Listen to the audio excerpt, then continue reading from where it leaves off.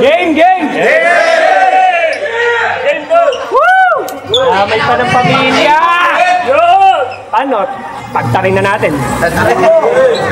Nag-reference, buti daw yung family mart may family. Wala daw akong family. Aba, utak mo may hangin.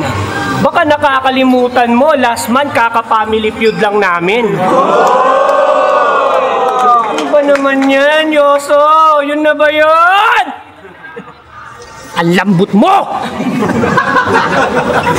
Ang inang yan. Sagad na. Yung mga bara ang gaan. Ang inang to, nag-flex pa ng pera, pinagyabang yung sahod niyang pang 2 buwan. Sobrang GGG. Sabog parang TNT, yung pinagyayabang mong 50K, isang battle ko lang sa PSP. Kaya ano, tol, huwag ka nang dadamay ng pamilya. Mahilig ka sa ganon.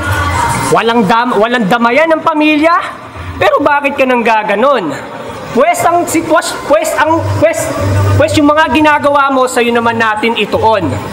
Problemado ko, pero walang problema. Ibabadibag kita ngayon. Game? Yo! Sabi niya sa asawa ni Aklas, nakita ko yung puki ng asawa mo, palihis.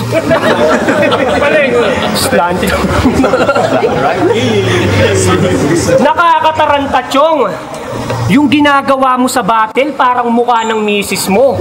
Kasi hindi maganda yon. Di ba meron kayong unika iha? Eh, ba't ang hilig mong mandamay ng babae?